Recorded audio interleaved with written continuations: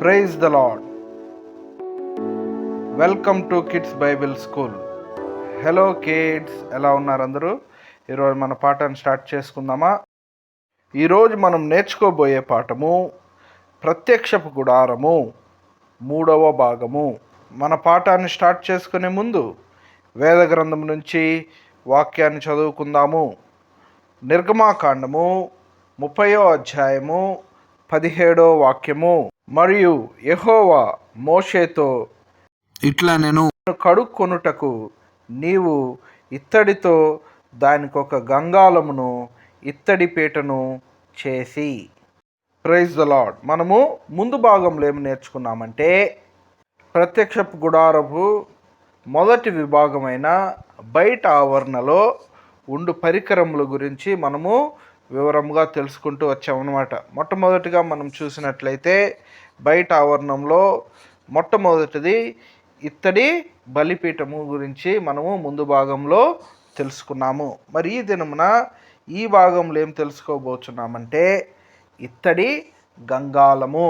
ఈ ఇత్తడి గంగాళము బయట ఆవరణంలో ఎక్కడ ఉంచబడినది అంటే ప్రత్యక్షపు గుడారము మరియు బలిపీఠమునకు మధ్యలో ఈ ఇత్తడి గంగాళమును పెడతారన్నమాట.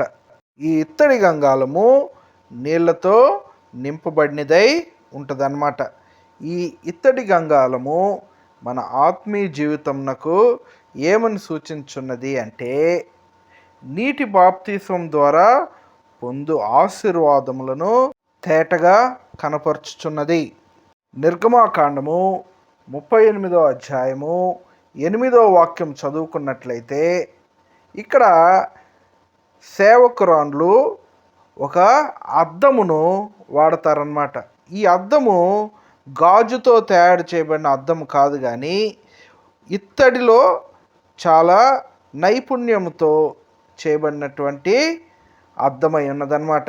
ఈ అద్దమును, ఈ ఇత్తడి అద్దములు ఐగుప్తు దేశంలో ఉన్నప్పుడే తయారు చేయబడినది.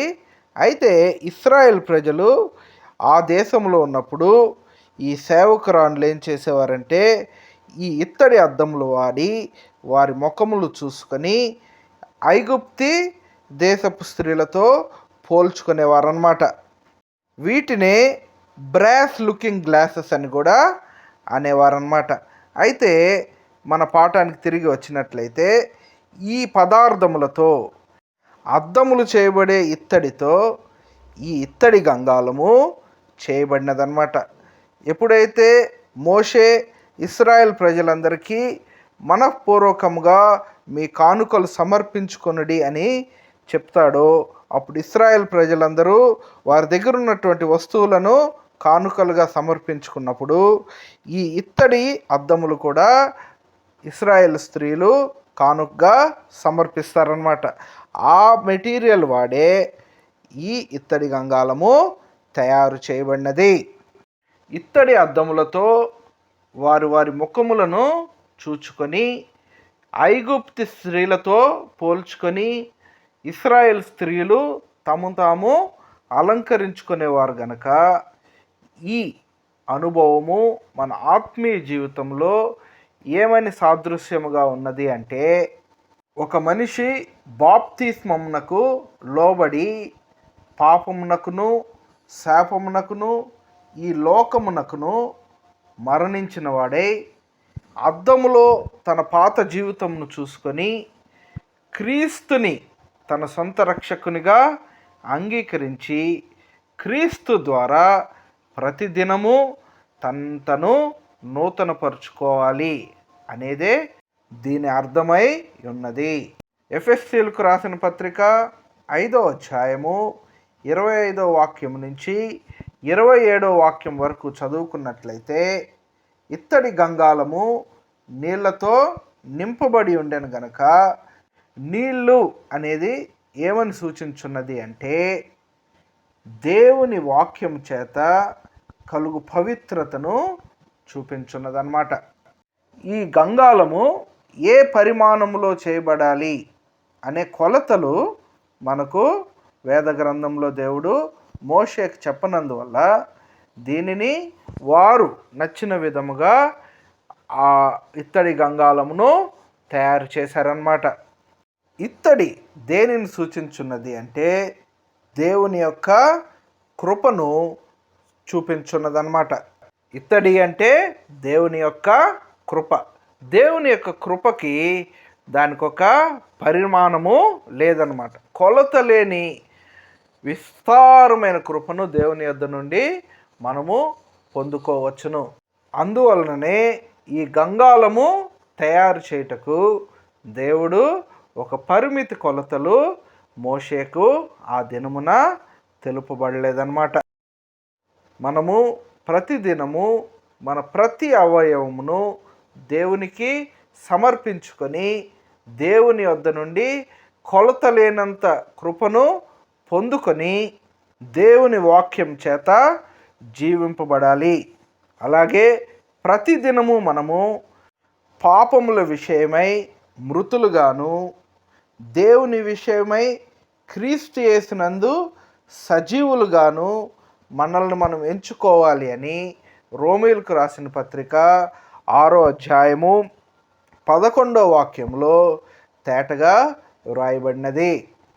సున్నతి పొందిన ప్రతివాడును ప్రత్యక్ష గుడారంలోనికి ప్రవేశించవచ్చును. అంటే ఈ బయట ఆవరణం వరకు ప్రవేశించవచ్చును.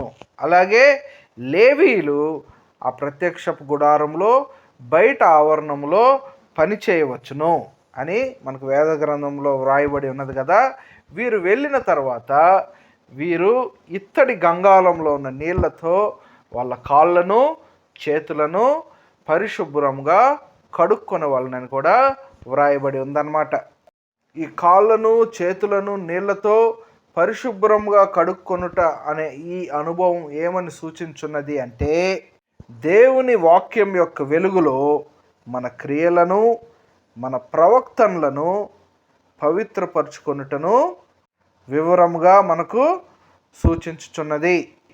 అహరోను ప్రధాన యాజకుడు గనక అహరోను అతని కుమారులు పరిశుద్ధ స్థలములోనికి ప్రవేశించి అక్కడ సేవ చేయ నిమిత్తము వారు లోపలికి వెళ్ళి బయటకు వచ్చే ప్రతిసారి వీరు ఇత్తడి గంగాళంలో ఉన్న నీళ్లతో కాళ్ళను చేతులను కడుక్కొనవలెను.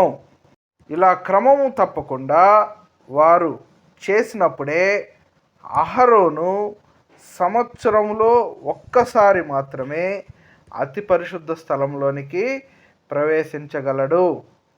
ఈ అనుభవం ద్వారా మనం ఏం నేర్చుకోవాలి అంటే మన కొరకు నిర్మించబడినటువంటి అతి పరిశుద్ధ స్థలమైన పరలోక రాజ్యమునకు మనం ప్రవేశించాలి అంటే, లేక ప్రభు యొక్క రహస్య రాకడలో పెళ్లి కుమార్తె సంఘంతో పాటు మనం ఎత్తబడాలి అంటే మనం ప్రతిదినము మనం నేర్చుకున్నటువంటి బాప్తిస్మ సత్యమునకు లోబడి జీవించాలి. పాత వస్త్రములను పరిత్యజించి కొత్త వస్త్రములను ధరించవలెను. అంటే ఇక్కడ పాత వస్త్రములను తీసివేసి కొత్త వస్త్రములను వేసుకోవాలి. పాత వస్త్రములను పరిత్యజించుట అంటే పాపములను ఒప్పుకొని విడిచిపెట్టుట. అలాగే కొత్త వస్త్రం ధరించుకొనుట అన్నది ఏమని సూచించున్నది అంటే గలతీయులకు రాసిన పత్రిక 3వ అధ్యాయము 27వ వాక్యంలో చెప్పబడిన ప్రకారము బాప్తిస్మంలో క్రీస్తుని ధరించుకొనుటను చూపించున్నది. బయట ఆవరణంలో ఉన్న పరికరముల్లో ఇత్తడి గంగాళంను గురించిన వివరణ. ఈ రెండు భాగముల్లో మనము ప్రత్యక్షపు గుడారపు మొదటి విభాగమైనటువంటి బయట ఆవరణ గురించి, అందులో ఉంచబడినటువంటి పరికరముల గురించి మనము వివరముగా తెలుసుకున్నాము. రాబోయే భాగముల్లో మిగతా విభాగముల గురించి క్షుణ్ణముగా తెలుసుకుందాము. మన శరీరములను పరిశుద్ధత యందును ఘనత యందును కాపాడుకొనుచు దేవుని చిత్తం చేయుటకు మనలను మనమే సజీవ యాగముగా ఆయనకు సమర్పించుకోవాలని ఈ పాఠం ద్వారా నేను మీకు నీతి బోధ చేయుచున్నాను. నేర్చుకోవలసిన కంటత వాక్యము 1 దెస్సలోనికలు రాసిన పత్రిక 4వ అధ్యాయము 3వ వాక్యము, 4వ వాక్యము, 5వ వాక్యము, 6వ వాక్యము మరియు 7వ వాక్యము. Praise the lord.